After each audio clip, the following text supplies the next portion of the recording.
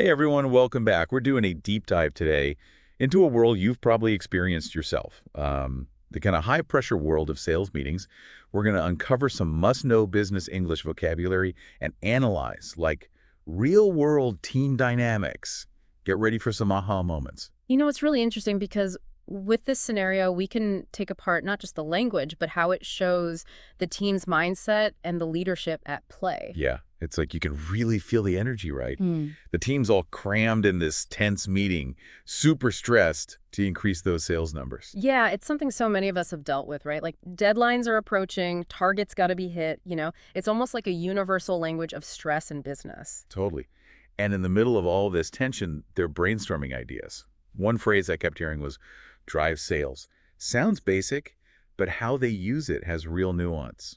Absolutely. It's not just about like getting more sales, it's about that proactive, action-oriented approach. So essential in sales, taking charge, making things happen. So it's less about like passively waiting for sales and more about pushing for them.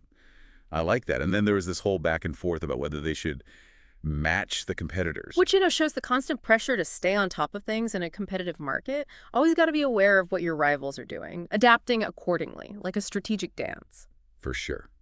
And it shows how important it is to really understand your market. They also kept saying in the market, which I thought was interesting. Right. It's basically shorthand for in this industry or in this specific business world.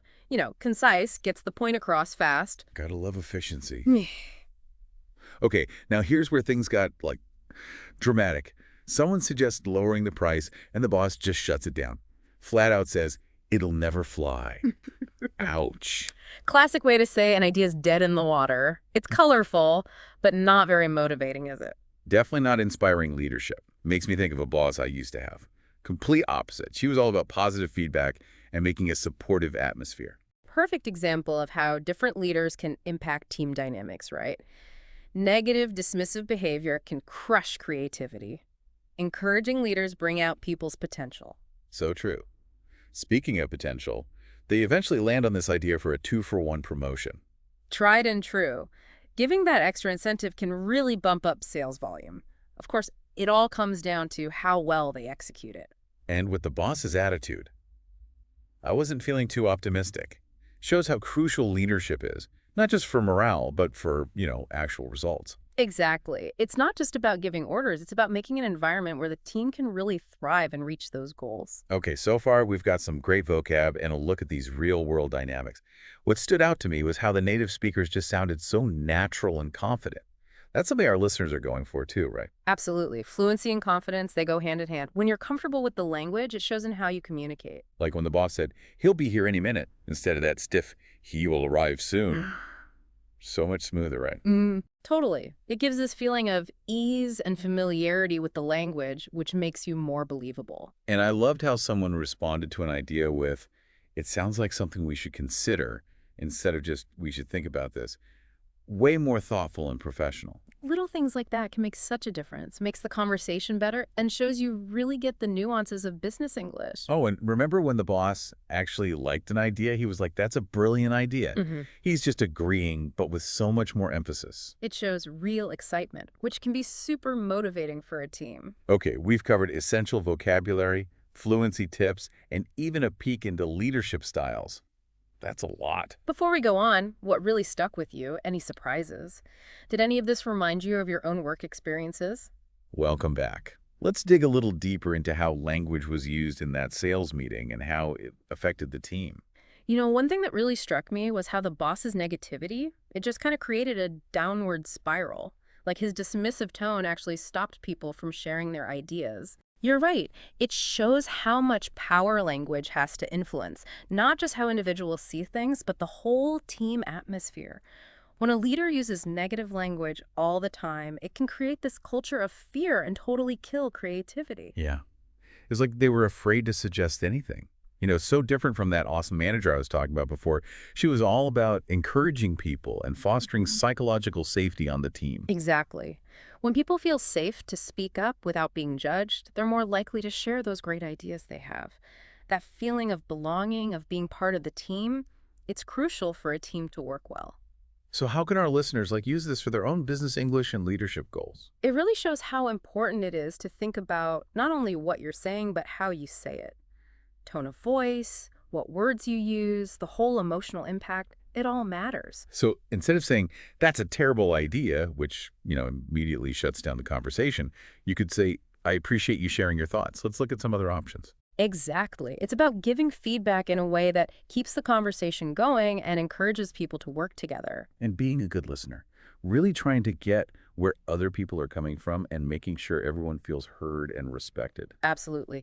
Effective leadership is about creating that feeling of psychological safety where people feel like they can use their talents. Now, we talked a bit earlier about that two-for-one promotion idea they came up with. It's pretty common. But I'm curious, what's the strategy behind it? Sure. A 2-for-1 is more than just a discount. It's a way to get people to buy more. It can really boost sales volume and even help to get rid of extra inventory. So there's more to it than just cutting prices. I hadn't thought of it that way. It's about understanding the psychology of the customer, making it good for everyone. The customer feel like they're getting a bargain and the business sells more. And I guess how well a promotion like that works depends not just on the offer itself, but on how the team explains it to people. Right. Which brings us back to clear and persuasive communication. It's not just about being fluent. It's about using language in a strategic way to achieve goals. Okay, so we've uncovered some subtle but powerful ways language can really affect how people see things in a business setting. What else can you tell us about good leadership? One common challenge for leaders, especially those working with people from different cultures, is finding that balance between being assertive and being diplomatic. That's a great point. I've definitely seen how different cultures have different communication styles. Hmm. What are some things to keep in mind? You have to be aware of those potential cultural differences, like how direct people are, how formal they are, even body language. What you might think is assertive in one culture could be seen as aggressive in another. So it's about reading the room and changing your style to fit. Exactly. Good communication is about being flexible and reacting to the situation you're in. This has been really insightful. We've covered so much, from the details of business vocabulary to the psychology behind being a good leader. And remember, we're just scratching the surface. There's always more to learn in the world of business English and communication. Okay, before we go to the last part of our deep dive, I have a question for our listeners. Imagine you're back in that sales meeting, but this time you're the leader. How would you use all this new knowledge about language and leadership to create a positive and productive environment? Think about what kind of leader you want to be. What kind of communication style would you have? How would you inspire your team to achieve great things? All right, let's switch gears a little bit. Let's talk about something I know a lot of you want to get better at, sounding more fluent and confident when you're speaking business English. It can feel kind of tough, right? Yeah, it's a challenge a lot of people face. But the good news is fluency is a skill you can totally develop with practice and the right approach. So, what are some things our listeners can start doing, today, I'm all ears? One really good technique is called shadowing. Have you heard of that? Shadowing. Yeah, I think so. But remind me how that works. Basically, you listen to a native speaker, could be a business presentation or a podcast like this one, and you try to copy them. Their pronunciation, how their voice goes up and down, even their rhythm, like you're their shadow. Oh, okay, I get it. Trying to blend in with how they talk. I like that. Exactly. It helps you train your ear and your mouth to make those natural English sounds more easily. So you're really immersing yourself in the language, right? Makes Yeah. sense. What else can we do to get more fluent? Another good strategy is chunking, learning phrases and expressions as units, not just individual words. Chunking. Interesting. Tell me more about that. So instead of memorizing single words, you're learning how words naturally go together. It's like building blocks. You've got these ready-made chunks of language that you can put together in different ways. Ah, clever. Takes the pressure off having to come up with every sentence, from scratch. So you sound smoother, more natural, no awkward pauses. Right. And when you get more fluent, you usually get more confident too. Because when you're, stumbling over your words, it's discouraging, right? Yeah. But when the words just come out smoothly, Yeah. you feel more comfortable expressing yourself. Yeah, exactly. Fluency and confidence, they go together, and the more confident you are, the better you'll communicate in any business situation. Okay, those are some awesome techniques. Anything else to help us boost our fluency? One thing people often forget is active listening.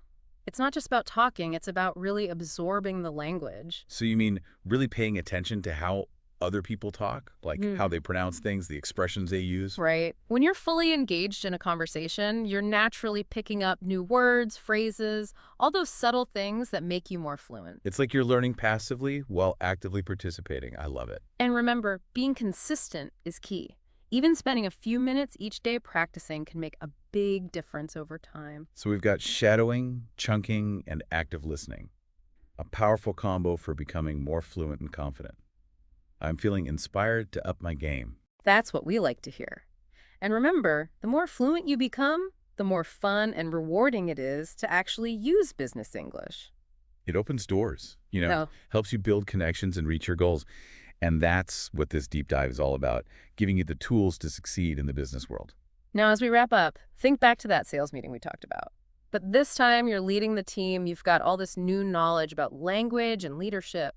How would you use it all to lead your team to success? What kind of communication style would you use? How would you make an environment where creativity can thrive and everyone feels motivated to do their best? Great questions to think about. And as you keep learning and growing, remember that being a good communicator is an ongoing process. Keep practicing, stay curious, and never stop trying to be the best communicator you can be. Until next time, keep diving deep.